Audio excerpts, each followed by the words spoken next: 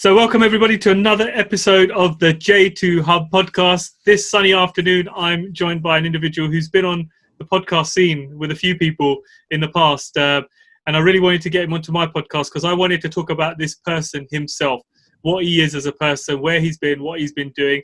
Although he does some fantastic things in the finance sector, I am going to touch on that a little bit later and kind of pick his brains on where he thinks the mortgage arena is going and what the state of the market is.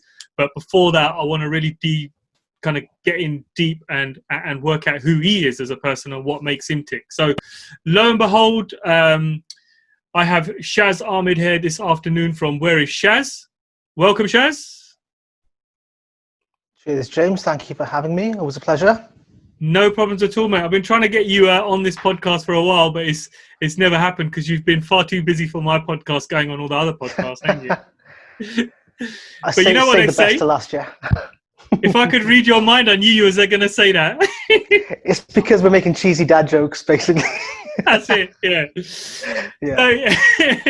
So Shaz, you know what? Like I was saying in the intro, I want to find out about you, man. I've listened to quite a few podcasts that you've been on, and yeah, there's no denying it. You know finance inside out, you know products. But I really felt from the other podcasts that people didn't really talk about you, you know, and it's almost as if they just kind of bypass Shaz as a person and move straight to the product bit. So I want to do it backwards, man. I want to talk about you. Shaz, tell the listeners, who is Shaz? You know, we know where Shaz is, but who is he? And tell me of your life from kind of 13, 14, growing up to where you are now. Give me the journey. The journey, the story, the source. So, you know what? I think like I've been lucky. I've always had supportive parents. So 13, 14, school, the usual stuff, man. Good grades, you know, hard worker, confident, all that kind of stuff. But I've always been really creative, like in terms of graphic design and that element side of things. I always look to design things, always really restless and hyperactive. And then I went to uni. So in uni I did, so again, this is a key conversation in my life. So time to do uni, what are you going to study? You know, you got decent grades, what do you want to study? And of course my parents want me to do, you know, be a doctor, be a solicitor, be somewhere to lead somewhere. And I was like, Mum, you know what? I want to do media studies. She's like, what does that mean? I was like, yeah, because, you know, like I really enjoy media. I enjoy like creating things and I'm really interested in it. Okay, son. Is that going to lead to a good job? What's that going to mean at the end of it? And I was like, I don't know. But two of my friends are doing it. One of them is Asian as well, so that helps, you know. I really want to do it. And she was like, look, if you think you can make something of it and if you're going to enjoy it, then carry on. So did media studies.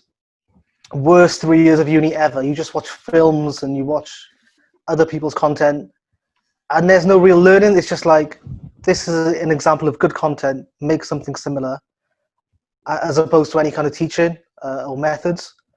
But I learned how to process photos in a dark room, which is always going to be useful. Never. So after uni, I thought, now I've got a degree, you know, let's get a job in media. How does this work? And every job is like, yeah, work for free for like 6 months, work for free for a year, and then we'll think about keeping you on. And I'm just like, that isn't what I want to do. At the time, I was working for Virgin Media. This is a standard call center job, tech support, turn it off, turn it back on again. Great, it works, and let's move on. But in terms of work, if I'm honest, I was pretty comfortable. I wouldn't say I was lazy, but I was just really comfortable. But they made us redundant. So then it was, you know, time to get uncomfortable. But when I got redundant, again, Mum and Dad were like, there's no rush, you know, do what you want to do. If you want to take 6 months out, if you want to just chill, you can chill. It's your choice. Do whatever you want to do. I was like, nah, I should probably get a job. So I started working. That's when I got into finance. So I started working for Lloyd's Banking Group. And that was in there, again, call center work. And you know what? You look back, and I said this on someone else's thing before. At the time, it's a good job. It's like, yeah, I could be a team manager. I could be seconded. I could be, you know, doing overtime. I could be like getting some actual responsibility. But really, they're just kind of job titles to keep you happy when they think you're exceeding what you're doing. Mm-hmm. So the job itself was customers calling in. James, hi, I'm James. What's my balance? Hi, James, it's £10. and then trying to entice them to buy something else, like a savings account or a credit card or something. How did you know? How did you know my actual balance? I know a lot about you, James. But yeah, so it's a sales job, and that, again, that's where I really realized I'm good at sales, because I don't do the usual salesy stuff, and that's how I'm doing quite well now. So people will call in, you just have a chat with them, see what they want to talk about, mention they can look at other things as well, and if you get them a credit card or a loan or a savings account, you get some commission. And that was the job. Did really well, you know, hit all the targets, everyone's happy. And I think, yeah, you get to a point where it's like, look, I've reached in this role as much as I can. So either you leave or they try and slot you in somewhere else. So, oh, let's make you a team manager for 6 months secondment, and you know, that'll help. So we did that, of course, because I was comfortable. I'm not leaving anytime. But then two of my best friends, they had left and they joined Barclays Mortgages. Mm-hmm. And they were like, Shaz, you should come here. It's more money. You know, it's a qualified job. You get to do your CMAP. They'll pay for your CMAP. What on earth are you doing? You're silly. Just come and join us. And I'm just like, boys, nah, I can't be bothered. I don't want to do that. It's too much change. What if, you know, risk. Because I'm quite risk averse. But it all came to a point where I was just like, I'm not enjoying this sales job anymore, because I'm just hitting the targets without even trying. There's nothing else to achieve. Mm-hmm. What am I going to do? So I handed my notice in, and they weren't very happy. And I remember, actually, this is one of those deep, dark secrets. I remember the last day, so I was given like a team manager secondment thing. But I remember the last day, so I was like, guys, I'm leaving. Here's my notice. I'm leaving tomorrow. Either the last day or the day before last, they called me into a meeting saying, oh, Shaz, yeah, we know tomorrow's your last day. However, you can leave now because we don't think you're putting in any effort today. I was like, you guys serious? Because I'm always 100% effort. Like, that's my thing. Do you know what I mean? Yeah. That, you know, you can go now. And I know it's because they were really, really pissed that I was leaving the place. So he left.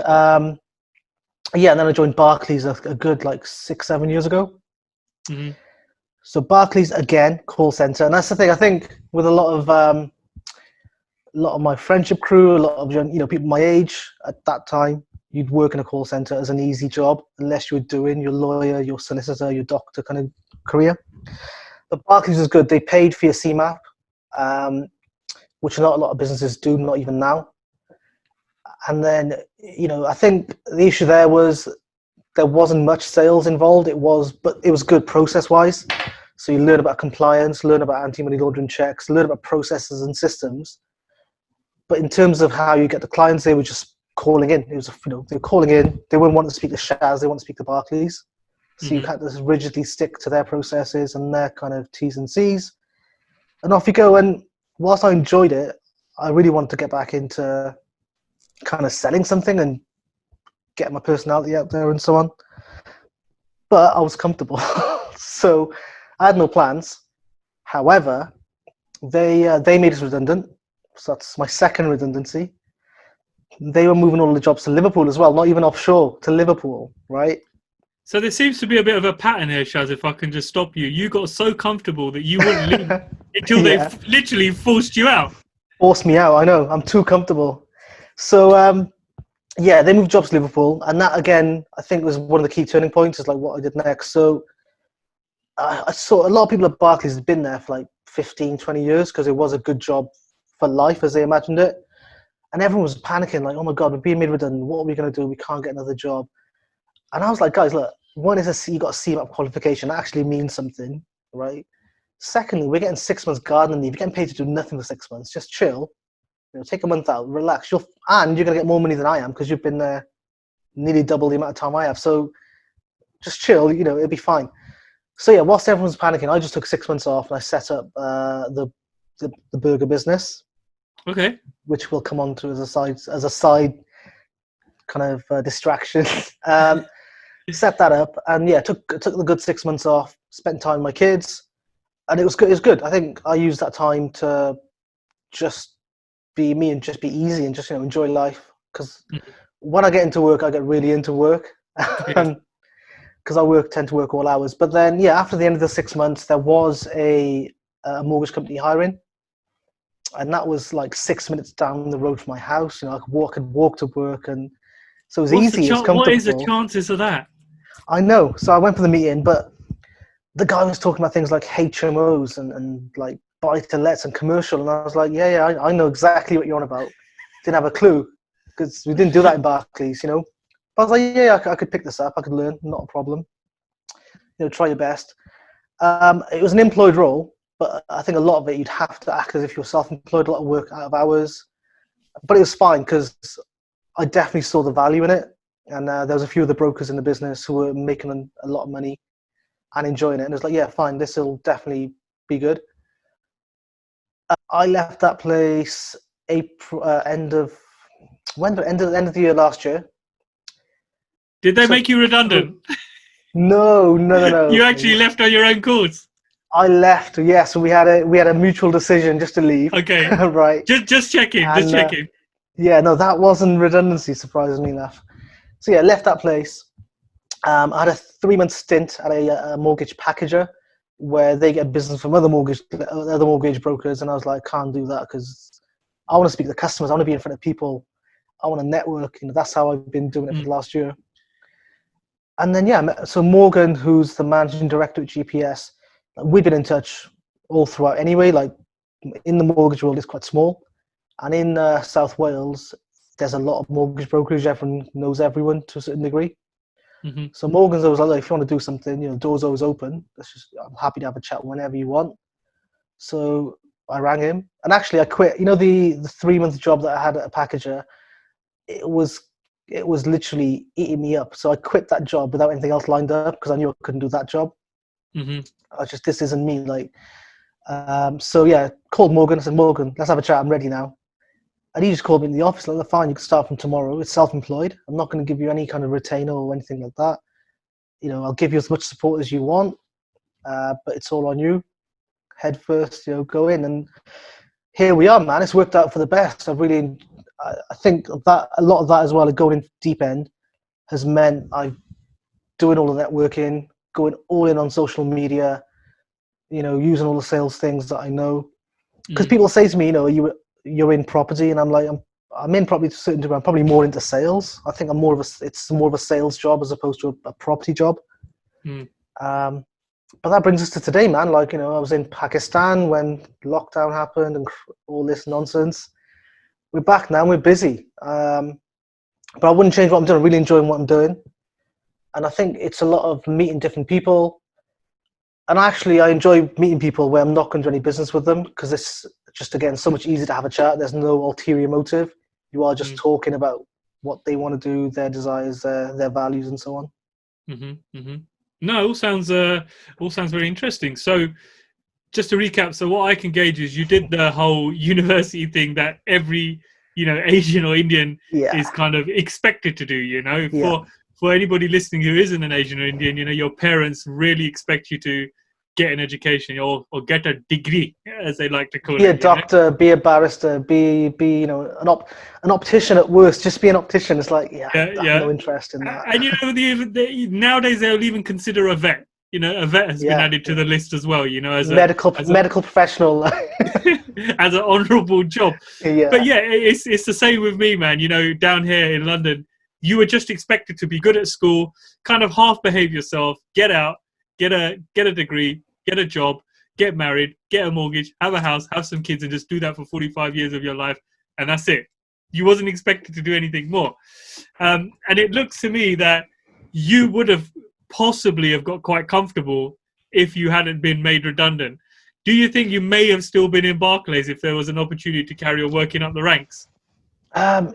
Definitely, I think so, yeah. Because again, with Barclays, you get to a certain point where you're hitting all the normal targets at that role, and then it's a case of, we'll move you into this. It's sideways promotions just to keep you busy and motivated. And that, I think, again, in terms of like, you know, our culture, there's a lot of that work ethic where you'll just keep your head down, get the work done, go home, keep your home life at home, keep your work life at work. You know, I'd never come into work and say my cat's ill, I can't work today. But do you know what I mean? Like, but Tommy down the road would. Potentially, yeah. So, Shaz, let me ask you about the burger joint. you took 6 months gardening leave. You did a lot of chilling, but you obviously didn't do that much chilling because you set up a whole new business, you know, the burger place. So tell us a bit about that. A lot of that, if I'm honest, is down to my brother-in-law. So he came over originally from Pakistan. He got married to my sister. And literally one of the first things he said was, look, I don't want to work for anyone. You know, I'll do that now because I need to get some money and I want to get a mortgage and whatever, but I'm not going to work for anyone. That was his mindset. And now he's got like 10 to 12 different takeaways and restaurants in South Wales. Wow. So that's his business. So what they do, him and his business partner, and it's quite clever, is every other business he'll set up, they'll have a third person on board, and that person is the working partner. So they'll have money involved, but also be there daily. Because his thought is if someone's got money involved, they're definitely going to make the effort as opposed to an employee or a staff member, which I think makes sense. So yeah, obviously I had a lot of time on my hands and I had some money saved up. And he's always looking for new ideas, like, Shaz, you know, what about this? What about this? And sometimes they're terrible. I'm just like, look, stop it. Like, that's a bad idea. And I was like, listen, like, you know, I'm always going to like Birmingham or Manchester maybe sometimes for a good burger or steak. Birmingham more often than not, you know, you've got some good places there. I was like, why don't we just do something more local, you know, halal, so it'll be a little niche and we can have a big place. And he's up for anything. He's like, look, if you think it's going to do well, yeah, let's do it. But you're going to have to be the working partner. I was like, okay, fine. Because again, I didn't plan any further than that. I was like, okay, fine.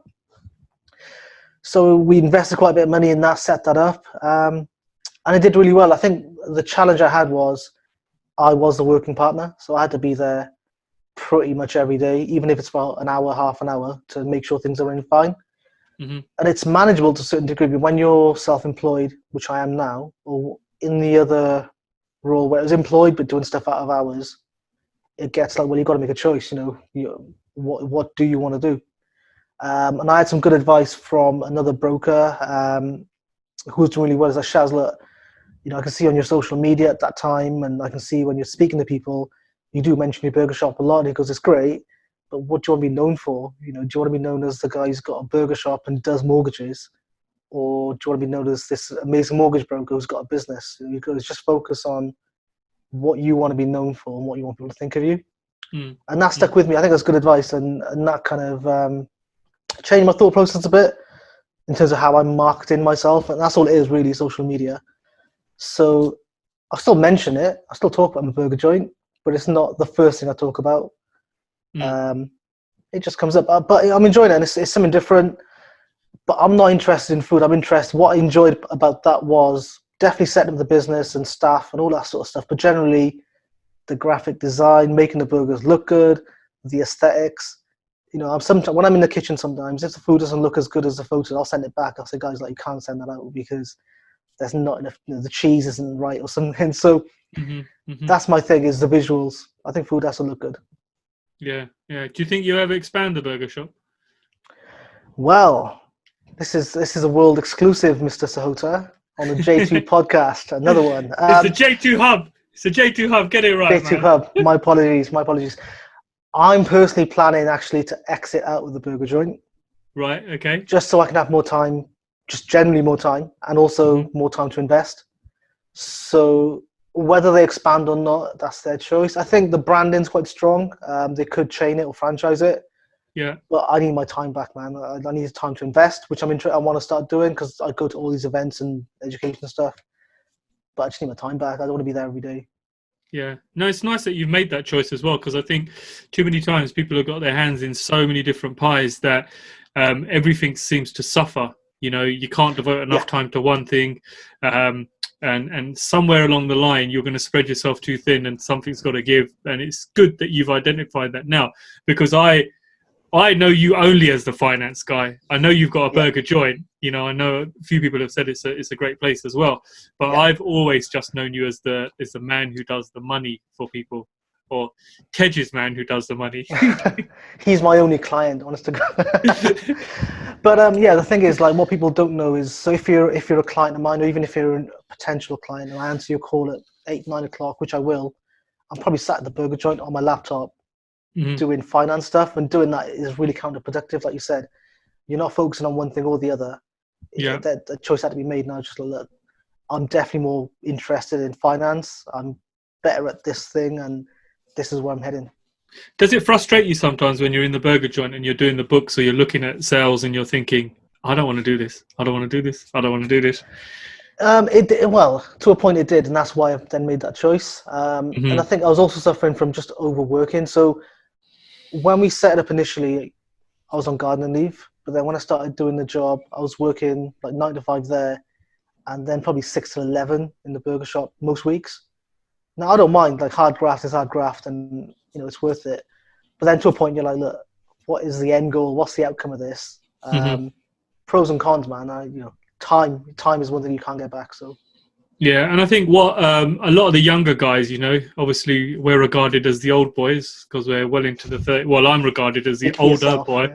Yeah. Hey, you're only a couple of years younger, man. You're only a few years younger. But I think what a lot of the younger guys forget is that we've got kids, we've got children, we've got a wife. There's a bigger commitment there where if you don't devote your time to them as well, and that's that's an area that can easily slack because you think, I'm just hustling. Your kids are there.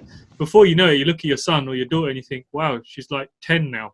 Where did the time go? Exactly. And what have you got to show for it? You're just busy, you're worn out, you're tired. Yeah, you got a few more dollars in your bank account, but being an Asian man, you're probably never going to spend them anyway. Exactly. And people did say to me, like, look, why, Shaz, if it's so much of an issue, my friends were like, why don't you just let the staff run it and you just take the income? And I'm like, for me, if I'm in, I'm all in. Or not at all. So I don't want to be passive about it. I want to be involved 100% or just out. So yeah, I'm leaving. That's literally exclusive. I think you're the first person I've told. World exclusive here, everybody. Yeah, Shaz is exiting the burger joint. You still get a cheap burger though when you go there, right? Hopefully. Do you have a black card? I have a black card. But if you mention it, they will cut it up. It's a secret society. You can't talk about it. Oh, I love it. So Shaz, it's blatantly obvious that your branding is very strong. I love it. You can always tell. I come from a design background. You can always tell when a designer's done something because white spacing is always right, fonts are always right, spacing between text is always right, something's never squashed up, images are placed right. A fellow designer will always be able to tell when something's been done right. Shaz, tell me, where does your passion from design come from? Because it's very apparent in your branding that you do have a big passion for design. I don't know where it's come from as such, but I always like making things look good. I think if something looks good, then people are more likely to use it. And if it's easy to use, people are more likely to use it. So I think making things user-friendly and visual. So everyone learns differently, and I'm a visual learner. So things have to be clean and concise and so on. Do you use Canva? I do use Canva from time to time, but I'm more of an illustrator and a Photoshop type guy. Okay, I use Photoshop. But like Canva, so Canva is like a lazy designer's tool, but it's handy for stuff on the move. But I think consistency, making things look good, and I understand about branding. Things have to look consistent and visually appealing. And I'm trying to do that with the mortgage brokering side of things because there's hundreds of thousands of brokers in the UK. I charge a fee, some probably don't, so why would someone want to use me? You've got to have something to hook people in. So I think even when people say, I don't care how it looks, it needs to work well, subconsciously you do care how it looks. If it looks appealing or attractive, you're going to be drawn to that first. Yeah, I'm the same. There's times when I'm preparing a design for something and I might go through 2-3 revisions before I'm happy with what's going out. I think it's the designers. Designers have that kind of bug where they things just have to be perfect, and if it's not, to the opposite of that though. Sometimes getting something out there is better than it being perfect. Yeah. There is that fine balance. Otherwise, you'd be spending like an hour, 2 hours on something that could have just been out and in the market straight away. So Shaz, leads me on nicely to talking about finance, which I did want to touch on, but I wanted to find out about you as a person first, because I actually care about you, unlike some other people who just want some free advice. Anyway, so Shaz, finance. For everybody who's new listening to this, because I do get quite a few new listeners, can you give me, in a kind of nutshell, the different types of mortgages we have? Just a quick run through. So let's start with, you can have your residential mortgages for properties you are going to live in yourself as your main residence. You can have a buy-to-let mortgage for a property you are going to rent out to tenants. And then offshoots of that, you've got HMO, service accommodation, depending on the tenancy types. Then there's also short-term finance. So if you are looking at bridging, development, refurbishment, that's where you need the money quickly, and or you are going to add value and look to refinance in the short term. Then there's commercial mortgages or commercial loans. I think the word commercial sometimes can be misleading, but generally commercial is more where the asset potentially is a shop or a retail unit, semi-commercial with flats above. You can look at invoice financing, asset financing, which do exactly what they say. You have asset finance an invoice on an asset. What I mainly deal with, though, and this gets me about other brokers and branding, is you ask some brokers, what do you specialize in? And they'll list everything. And I'm just like, that doesn't mean anything, you know? So yeah, in terms of what I specialize in, what I do every day is I deal with property investors. So that starts with the short-term finance, the bridging, development, refurbishment, but then ends with the buy-to-lets, HMOs, service accommodation, and so on, limited companies, things like that. I also do quite a lot of expats and foreign nationals as well. I guess that's my demographic, you know, but yeah, get a lot of that as well. And I think it's interesting, the market's opening up for that as well. So property finance is there's a lot going on. It depends on your strategy. I think not everyone needs to use a broker, and it sounds weird to say that, but if you know you're just going to buy one property, do you really need to pay 500 quid for a broker? You may just be able to go to your bank and get what you need, but it depends if you want to build a relationship. And I think you've mentioned before, yours with your broker is very good. You could just WhatsApp him and just say, new property, find me a deal. Yeah, So no, I'm kind of with you on that. I feel very much that from knowing you and seeing what you do, your clients are very much relationship based, and they're, you know, you're kind of like the little man who sits on their left. You are literally the little man who sits on their left-hand shoulder. I got you there, yeah. So you sit on their left-hand shoulder there, and you're there. You assist them, and I'm a strong believer that a broker should always be paid a fee, because at the end of the day, people think, okay, you're getting paid by the bank, which you are, you know, when you put a loan in, but it's not. In a sense, you're getting paid to process that application. You know, you're getting paid to put all those pages through, collate all that information, and present the case. So I always say to people that say to me, "Oh, well, the broker's getting paid by the mortgage company." I go, "Yeah, think of it as an admin fee, because that's what it is. You know, they're packaging everything up for you." They're like, "Yeah, but they're getting like 0.01% of this and that, and they're making shitloads of money. Why are they charging me 500 quid?" It's not about that. It's about the 500 quid goes, I feel, towards their expertise. They're going to line you up with the right product. They're going to really understand your deal. They're not going to take you through a whole process of an application if they know straight away, look, you ain't getting this money, or your deal is shit, simply. So I'm a massive, massive, massive fan of brokers. I think you guys do a fantastic job. What's your opinions on fees? Because I know this whole, should you charge, should you not charge? First of all, it's good that you said about the commission. People are like, "Oh, you get paid commission." First of all, on my soapbox, it's not commission. It's called a procuration fee, and it's on your illustration. So it's not something that's hidden away. It's on your key facts document that you'll see from your broker. And you're right, that the lender is paying that for the admin work the broker's doing. Otherwise, you'd have to get a full-time member of staff on a salary to do the work. So scanning in documents, filling in application forms, and all that kind of stuff. In terms of brokers charging fees, like, so I mean, it depends on what you're doing. Like, some brokers don't charge a fee, but then I imagine they're doing a lot of volume. And I also imagine potentially they're working 9 till 5, 9 till 6 office hours, nothing beyond that. Whereas my phone's on all the time. I've been known to message clients 11 p.m., you know, and 7 a.m. in the morning. So it's that extra level of service that you may not get with someone who doesn't charge a fee. And similarly, like, my client book is actually relatively small, but that's because I'm giving them a lot more TLC than someone's doing 3 times that business would be. A lot of it also depends. So if say I wasn't charging a fee, so I'm based down in South Wales. I'd say half my clients are in the Midlands and so on, but a good percentage are in South Wales. And like Tej knows, you can buy a house for 60 grand, 70 grand. So if I'm getting, say, 0.45% of a loan worth £60,000, that's not enough to put, you know, food on my plate. So you've got to look at it that way as well. But yeah, I think everyone's got a different business model. I think you've got to find out what works for you. But then don't be that investor who says to the broker, give me a lower fee because I'm going to give you loads of business. Well, it's like, give me one piece of business first. Let's see how that pans out. Do you know what I mean? Yeah, no, I agree with you. You get those, chest pumped out. Let me go see the broker. Oh, I don't want to pay a fee because I'm going to give you loads of business. But you need to realize, I think, as soon as people realize, look at that commission fee as, like you said, it's an admin fee. You're scanning in documents. You're chasing people for stuff. You're presenting the case properly for them. You don't get a second chance at it, really, do you? I suppose if the bank's going to say no, they're going to say no because the case isn't presented properly. So yeah, massive fan of brokers and what you guys do. So Shaz, is there one particular product that you find you are putting out there more than others for your clients? I think the most common request that I'm getting is people doing buy, refurbish, refinance, BRR.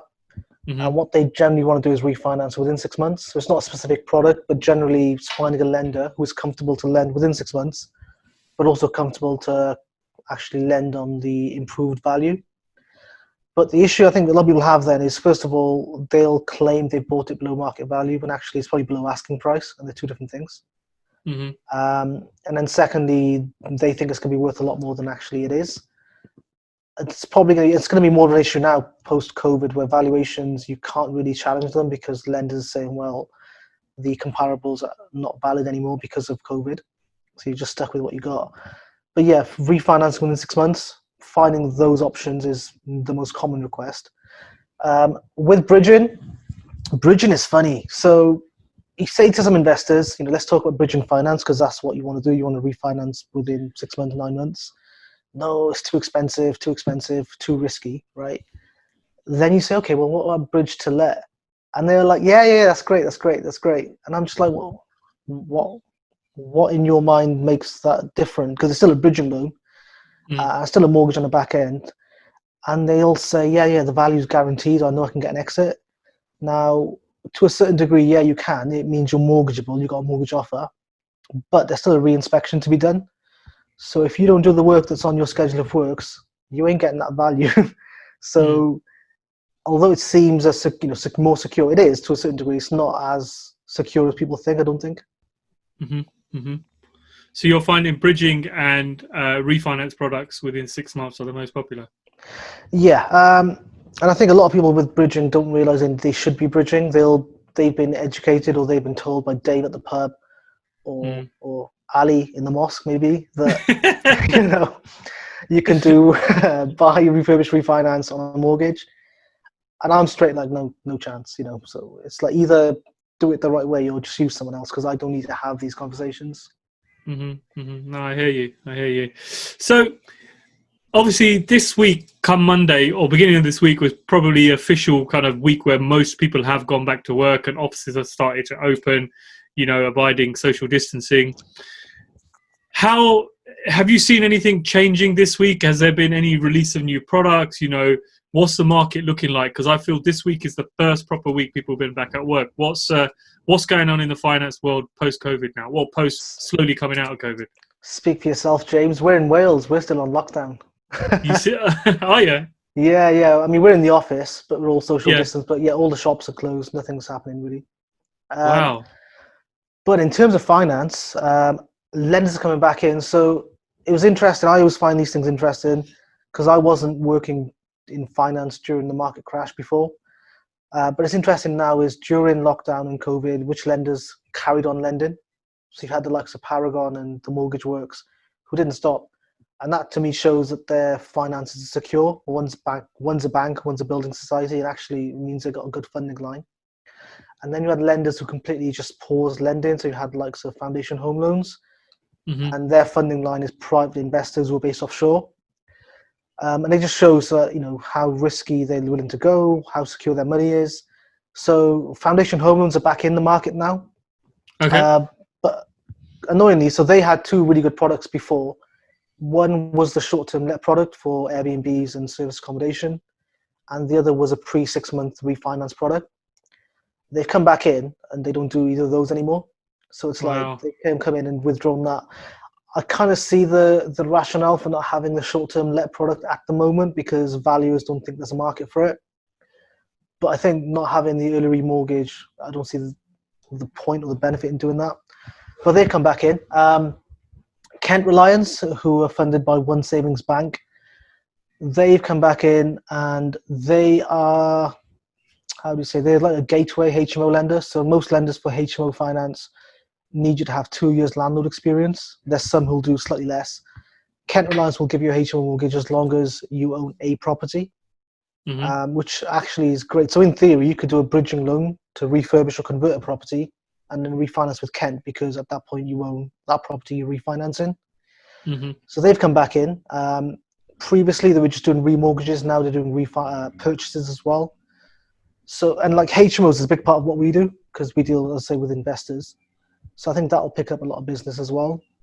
I'm finding bridging lenders have been slightly risk averse. So obviously Together Finance have completely stopped doing whatever they were doing. And I'm thinking the reason for that is, apart from bridging, like a lot of their lending was quite risky lending. They'll lend to anyone really, and that's what they were known for. Now, if anyone's going to be defaulting, it's no offense, going to be their clients. So I imagine they've got a lot of mopping up to do and tidying up that loan book before they lend out new money. That's just my kind of thought on that. Well, they've approved me a loan. Have they really? What loan to value? 60%. Wow. You know what? A lot lower than normal. But still, they're really annoying, because they'll deal with clients direct, which is not a problem, but they'll give you a better service than if you went through a broker. I think they've got 2 different teams on the back office, and if it's direct, they've got to pay out less money to a broker and so on. And they'll give you better rates, better service. So I always say people go together direct if the deal fits. I mean, and the thing is, it's only because I've been a customer of theirs before, and I paid off a bridge early, and they've never had any issues with me. And I think that's the only reason why. I mean, if I'd been calling fresh off the street, they'd probably be telling me to do one. Maybe, yeah, but it's good. I mean, I'm guessing they want to keep their direct clients happy. And if you're a big deal like you are, clearly, James, then yeah. No, hardly, mate, hardly. But yeah, bridging lenders are asking for larger deposits. They're asking for more robust exits and maybe plan Bs if plan A doesn't work. But yeah, I think bridging is still available, but the exit's definitely being questioned. Shaz, are you finding with bridging that valuations are they still doing desktop valuations? Because what I've found with this recent one with 𝗕𝗓𝗄 is apparently their desktop valuations couldn't find strong enough comparables, so they're actually sending a value out to site, which they don't do very often. Interesting. I mean, the ones I'm doing, everyone's had a physical evaluation, but that's because those lenders want to offer in desktops.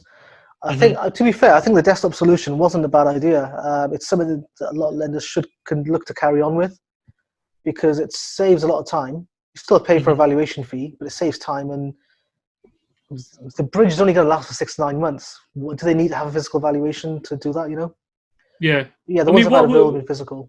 What would make them want to, like? I mean, their thing to me was like, look, we haven't got enough data. We need to physically send someone on site, even though I sent them 4 or 5 comparables. What would make them want to send someone to site? The thing is, with the comparables, what I've had from lenders is, well, look, those comparables are pre-COVID, so they don't mean anything to us anymore. So they probably want to see the actual finish, the condition. There's things you can't see on a desktop val, like rise and damp, structural issues. So they probably want a physical. Got ya. See what's going on. So nothing to be alarmed about, really. No, of course not. Unless you've got a bounce back loan, and that's your source of deposit. Which leads me on to my next question, actually. Obviously, there's been a hell of a lot of controversy online about bounce back loans. We've had particular people posting photos of their bank balances. I'm not naming any names because I don't want to name and shame, but we've seen people saying, I got £100,000, I'm going to buy a house, I'm going to be a property millionaire, woohoo, all that nonsense. What's your opinion on it, mate? What do you think about bounce back loans and people using them to buy houses? So I think from one end, the way they were rolled out was really not the best. It wasn't really clear. And also allowing people to self-certify their turnover to then be given the loan based on that. That's really bad. That's like the old interest-only mortgages where you could self-certify what you could and so on. So 120% mortgages those days. Yeah, exactly. So I can see that coming up as an issue when people can't repay the loans. So yeah, first of all, it's bad from that end. But then you've got investors, like you said, who are like getting this money getting the full whack, so they're misdeclaring their turnover, getting a whole lot of money, and trying to use it for property. Now, I can only talk facts because why not? Lenders have clearly said if the bounce back loan is being used as the deposit for a property, that is a no. If it's a bridging loan, you can use it for the cost of refurb. Other than that, it's pretty much a no. There's some lenders who've said, look, if it's a property business and that's the company that's taking the loan out, then we may consider it. But they want to make sure that when you exit onto a mortgage, that exit lender is okay with that as well. So it's a couple of things have happened. Is like for Kent Reliance, because we're quite close with them, is they've said, well, we normally ask if it's a purchase within 6 months, we normally ask for the original source of funds. But now, because people are using these loans for the wrong reasons, we might go back to 9 months or maybe 12 months. So it's no good saying I'll hold on to it for 6 months. And then you know what? It's because I have these same conversations every day. You've got investors trying different creative strategies. Like if I take it in company A, do an intercompany loan to company B, then lend it to myself and put it in as a director's loan, that'll work on it. It's like, no, because you've got to show a trail of the money, like an audit trail. Lenders can and will ask. At the end of the day, it's the lender's money. They can ask you for anything they want. You're not entitled to borrow money. So you've got to fit their rules, not the other way around. And are we talking about mortgage holidays, James, as well? Hot topic. Yeah, we can do in a moment. But what I was going to ask you was on the basis of the... so somebody like you who's been in the finance sector for a long time now, do you feel there's going to be a massive default in these bounce back loans when they're due to be paid back? Of course it is. Because I believe if you took out the full 50k, then you get interest free for the 12 months. And after that, I believe the payment works out about just under £900 a month. So unless you've invested that wisely, you're not going to really be able to pay that back. But then I'm thinking in the terms of the bounce back loan, if it's through a company, there's no personal guarantees. It's on the company. However, someone's got to pay it back. So I think if you're misusing that money, it's a bad idea. And I did see an article yesterday saying that HMRC have been given special powers to find people who've been not misusing the loan, but actually have got X amount of money by misdeclaring their income and take the loans back. So I've seen that in the press. So I think we'll see defaults. How that'll be handled, God knows. It'll be like PPI all over again.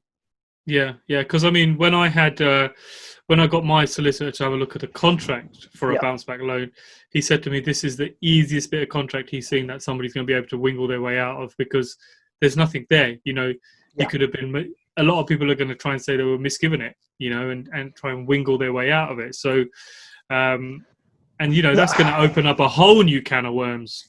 It is, right? And that obviously, whoever rolled that out and wrote those conditions, they should have thought about it. But what isn't right is property coaches going on social media and doing videos encouraging that behavior. So if your intention is to take the loan and your intention is, I'm not going to pay it back because why should I, or how can they make me pay it back, then you should really consider what you're doing, to be honest. Because like you say, 800-900 quid, if you've taken 2 bounce back loans, that's a hell of a lot of money you've got to find each month in 12 months time. And it's probably not even 12 months. It's probably been a couple of months since the bounce back loans are out. So 10 months. So if that money isn't working for you in a clever way, you're going to be pretty screwed pretty quickly. But on the flip side, if you're a taxi driver and you took $3,000 to buy a new taxi, that actually is a good use of the loan, and actually is the spirit of the loan is to help your business.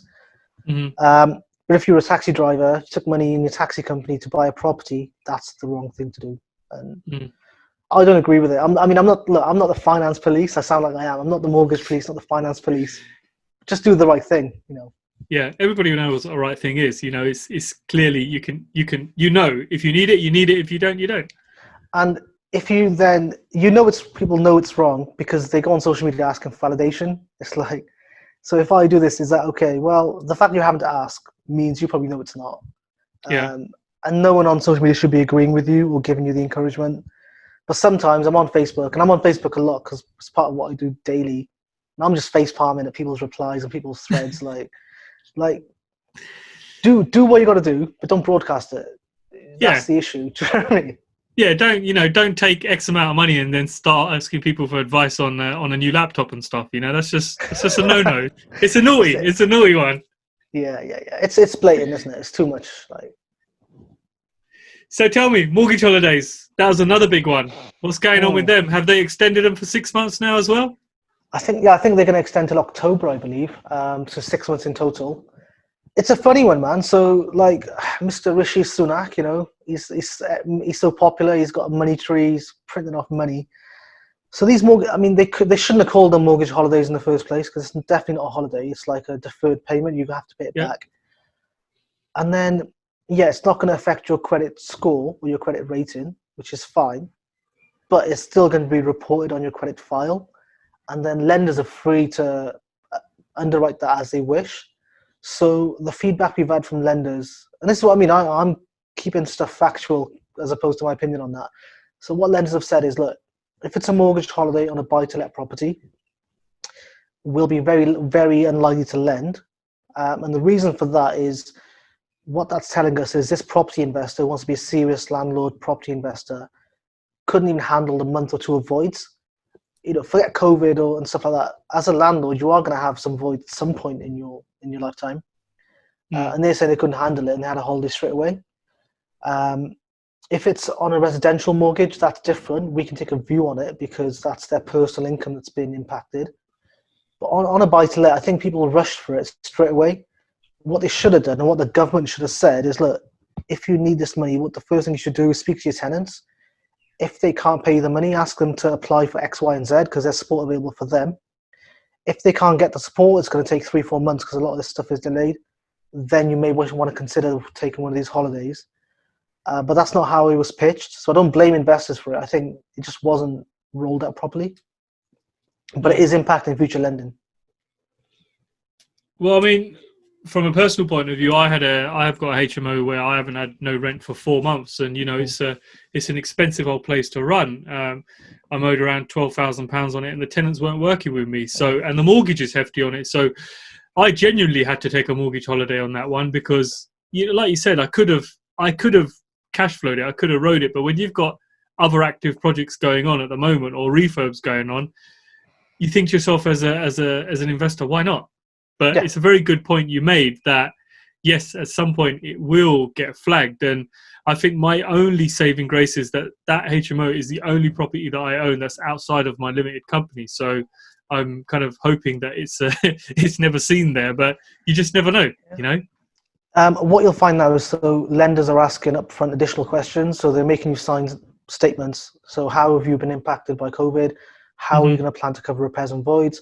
And even the lenders who maybe don't have a minimum income requirement, so Kent Reliance or the Mortgage Works, they are now asking a lot more about just overall sustainability. So they're now saying, well, look, fine. So James is, okay, let's not say James. James earns a lot of money. Alan is on 10 grand a year. That's fine. We don't have a minimum income requirement. However, we want to make sure he's got enough money to cover repairs and voids right now. Can you just evidence that? So it's a conversation I'm having a lot earlier on, because you package it properly and it's not going to get flagged up. But yeah, they want to make sure you've either got something in savings, maybe 3-4 months worth of rent, or 4 months worth of mortgage payments in your savings, just so you can cover if the worst ever happens. Got you. Yeah, no, it's a bit of a controversial subject at the moment. It just, you know, just like bounce back loans, it's been all over social media. People have got all kinds of different views on it, and you know, it almost cost me a remortgage because we had a remortgage come through from Foundation, and just because we made a telephone call and left a message inquiring about holidays, didn't take it. They were like, no, we're not servicing your loan. And it's like, what the hell? And this is where a broker comes in, where a broker's got a relationship. You know, he was able to call up and say, look, my client's got enough money to pay the mortgage on this place for the next 5 years, even if you didn't give it to him. So it's not as if the funds ain't there. But I think it's even something as little as that could have cost you a mortgage. And it just highlights the importance of having a broker who can speak to someone and get the case re-looked at. Whereas I think if you're in a processing center, the minute the computer said no, the person at the other end would have just picked up the phone and said, sorry, mate, you're not getting your loan because the computer said no.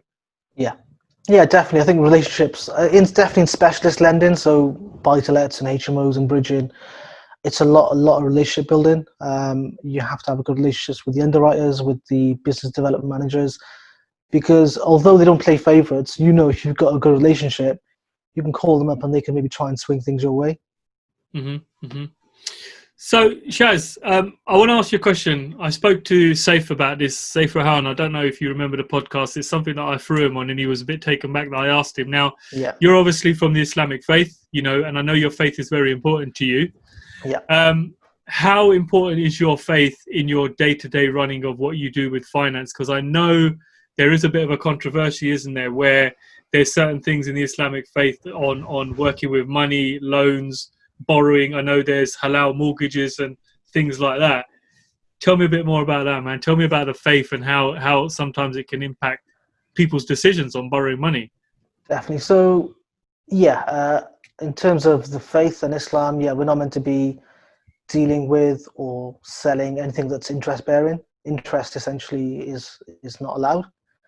So in terms of finance, there's options available, Sharia compliant mortgages. My opinion on those is it's just a wrapper. They end up costing the same or even more than something that is just called interest. They just name it differently. So that's that. But they've been signed off. And if it gives you peace of mind to go and do that, great. I think from my end, I'm in a situation where all I do is get people into interest-bearing agreements. So ideally, I'd want to be in a situation 5-10 years where I'm not having to do that. But how that happens is an interesting conversation. But it's not something I've really thought too much about. I think faith. Because I guess what you just said was this: you can't sell something with interest. I guess you're doing that every single day, aren't you? That's what I mean. Yeah. But I think for me, like, faith is different for everyone. So for me, the pillars are just be a good person, your values, your respect, the belief system. But you know what's interesting, especially in the Muslim faith, people pick and choose quite a lot. Like, they do it in any faith. So I guess I'm picking and choosing my poison here. But no, I think, I possibly don't practice as much as I should. Like, I don't go to mosque. I don't pray 5 times a day, but I should. I know I should. And maybe when I'm older, I will. But as it is right now, it's a weird place because I'm actually arranging these interest-bearing products, which is completely against what I'm meant to be doing. But how do I reconcile that? It's a conversation to have with myself at some point, I guess. You might as well just face it. You're going to hell. Let's just do it, man. YOLO.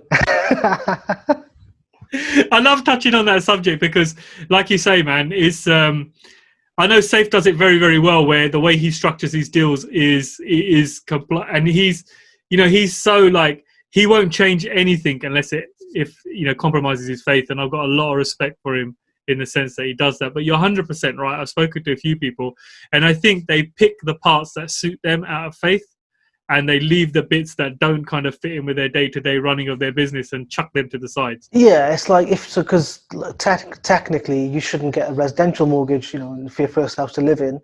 But then people kind of justify that by saying, well, such and such scholar in Saudi Arabia says if you're in a country that needs you to have a mortgage, then it's allowed. So you can find a scholar to agree with you for anything, really. I could probably find a scholar who says it's okay to do what I do because I'm not the one charging the interest, I imagine. So watch this space. I'll find a sheikh. To make it all good for yourself, yeah? Yeah, no, I think for me, it's more about values and beliefs in terms of, like I say, just doing the right thing, being a good person, not screwing people over, those sorts of things. Because I don't look at religion in that sense. For me, it's good and bad people, and that can be from any religion. So Shaz, lastly, if somebody's out there looking for a new broker, what kind of questions should they be asking? So I think you should be asking them, but also looking at doing your own verification and research. So questions to ask them is, what do they specialize in? And if they reel off a list of everything, then just that doesn't mean anything. So if your plan is to get a buy-to-let mortgage, you're looking at property investment, you want a broker who understands of that market, and that's all they do day in, day out. Whereas if you're buying a house to live in, you probably want someone who does residential mortgages, maybe at the back of an estate agency. It's like if someone came to me for a residential mortgage, I wouldn't turn it away because I've got to make that money. But I wouldn't be as au fait with policy and lenders as I would with buy-to-lets. And I'm pretty open about that. So look, if you want want someone slicker, I can recommend someone else instead. So that's the first thing: is what do you actually specialize in? What do you do day to day? What's your main business? Second thing worth asking, especially for specialist lending, is are you directly authorized, or are you on a network or on a panel? So when you see people on brokers on social media, and it's another one of those facepalm things. It's like, I have access to over 50 lenders. That doesn't mean anything. What you should be asking is, how are you authorized? So 𝗕𝗂𝗃 Financial, who I work with, we're directly authorized. So it's us, and we're authorized to the FCA. So we can use any lender we want. It's just we handle the compliance and the anti-money laundering, all that sort of stuff. Some brokers are on a network, which means they have a specific panel they have to use. Now, for most uses, that's fine. When it becomes quirky, like bridging or commercial, they can't really go off panel, and they may have to go to a packager, which costs you more money. So those are the kind of questions to ask. Obviously, ask about fees. I had someone a couple of months ago, who was dealing with a broker who wanted to charge $3,000 for a buy-to-let mortgage, right? Wow. And I was like, yeah, I don't charge that. I'll charge a lot. I charge a lot less. He's like, okay, well, can you knock your fee down? I was like, no, my fee is my fee. But obviously, you've got, you're speaking to other brokers, which is fair enough. Crack on.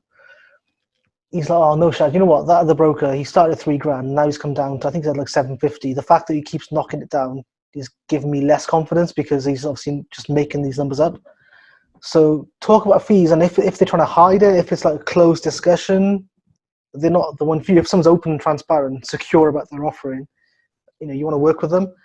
The other thing I think a lot of brokers do, which I understand, but to me it seems a bit, a bit insecure, is like, and I see these on social media, is they'll send you, James, I'm recommending this 2-year fixed rate, 3.4%, £1,000 fee, but they won't tell you who the lender is. I don't get it. I'm like, look, you could Google that and find out who the lender is. So they're not trusting you enough to say that you're not going to run away and go to someone else. But if you built up enough rapport and had a good journey with them, why would you go to someone else? And if you did go to someone else, then you weren't going to be a good customer anyway. So, if they're hiding lenders' names and all this sort of stuff, that isn't a good broker for me, if I'm honest. Yeah. But then on the back of that, I've had that in the past. Yeah. And how does that make you feel, though? I mean, it was a little bit naughty, because I wanted to know who the broker is. I want to know who I'm dealing with, who is, or what is the product, where's this product coming from. I don't just want to know product 1, 2-year fix, interest rate this. Yeah, it made me feel as if this guy is probably selling me a product where he's getting a larger fee. Yeah, and like I say, you could literally Google the rate and the fee and the fixed term, and it comes up. So, it's just silly. But I would also say, once you've spoken to your broker, do your own background research. Social media will give you a lot of answers these days. Look at the reviews, word of mouth, get some feedback. So trust people, but just verify what they're saying. Because I can be as charming as I want on Facebook and Instagram, but actually I could be a terrible broker. I'm not, by the way, but I could be. You know what I mean? How do you know? You're gonna find out. If you were a terrible broker, Tej would have told the world by now. Honest to God, every case I'm just dreading it. I'm like, Tej, it's not my fault. It's not my fault. Oh, you know what? Everybody could save that pain and just come directly to Shaz. Eh? Yes. You don't even have to go and look for a broker. And on that note, Shaz, where can people find you, man? Where are you, apart from hiding in Pakistan most of the year? So I think the best place to start would either be Facebook, and Instagram, which is the same. It's Where's Shaz. So it's 2 S's, 𝗪𝗫𝗍𝗪𝗫𝗍𝗪𝗫. Where's Shaz? Okay. And you're happy to talk to people or give them an overview of a product or give them a proposal? James, I honestly, the amount of people just ask me, and they'll say, just a quick question, just a quick one, and I answer it. I mean, Facebook Messenger, WhatsApp, Instagram. I'll probably get less emails than I do get all the social media stuff. Yeah, why not answer it? Because I'm always looking for the long-term thing. So I can answer a question now. They may not do anything with that. They may come back to me 6 months down the line because they remembered I was helpful. Versus, hi, my engagement fee is £75. Fill in this, fill in that, and I'll take a look at your file. If this is a general quick question, you can answer it. It's fine. One piece of advice as well for people is, if you're doing bridging, then it's probably not advisable to go to different brokers for the same deal, because bridging lenders hate it when they get the same deal for the same client from different brokers, and it makes them feel that you're not a serious investor. It just feels you're fishing around. Just keep that in mind. Yeah, no, got it. Makes me feel a little bit bad, Shaz, because I've asked you quite a few questions and we haven't actually done any business together. But I don't mind that. I don't mind that, because I know then you're probably, hopefully, telling people Shaz is also a good broker. Feel free to get in touch. Yeah, it's one of those ones when you've got a relationship with someone. It's I'm waiting for something to go wrong there so I can just go woo. But at the moment things have been pretty good. But Shaz, on that note, man, I'm so glad I did this podcast with you, man. I really wanted to understand who you were as a person before we went into talking about finance, because I think, like I said before, I think a lot of people have just bypassed the person, bypassed the human being, and gone straight into, what does he do? How could you help me? What products can I get? So Shaz, lastly, what's one vice, what's one thing the Shazinator can't live without? What can't live without? What's one thing you need to do all the time? Your naughty little vice. Everyone's got one. You know what? I eat a lot of junk food, like ice cream. Yeah. It's in lockdown. I've probably gone through like 10 𝗏𝗏𝗁𝗍𝗍, all different flavors. So ice cream's my vice, and because the gyms are closed, I've put on like 2 stone over the last month and a bit. You serious? Welcome to James's territory. That's why you got the beard, haven't you? That's it, mate. That's it. Cover up the little chin there. But on that note, I did have my trainer reach out to me last night and say, "Hey, James, man, we need to reconnect, man." I was like, "But look, the gyms are closed." He goes, "You can't use that excuse." He goes, "My new extension's just been finished at the back of my house, and the gym has been moved to my house." Nice. So it's like, oh, okay. You better start, mate. No, you're pretty active. You're always exercising, aren't you? Daily runs and things. Do you know what it is? I think it keeps the mind healthy, man. I try to do something. If I'm not out for a run, I'll be out for a very long walk. I need to physically tell myself every morning that I've done something to kind of keep that heart ticking. And even if it's go out for a 5-10K walk or a run or something. James, the age that we are, we need to keep active, keep that ticker going. Do you know what I mean? the younger lot will soon find out. Yeah. But great, Shaz. Thanks very much for coming on to the J2 Hub podcast. And guys, if you got value from this podcast, I only ask one thing: leave me a review. It's pure and simple. I'm competing with Ted, so I can go up higher on the ranks. I ain't gonna lie about it. But yeah, great. Thank you very much again. Take it easy. Cheers, guys.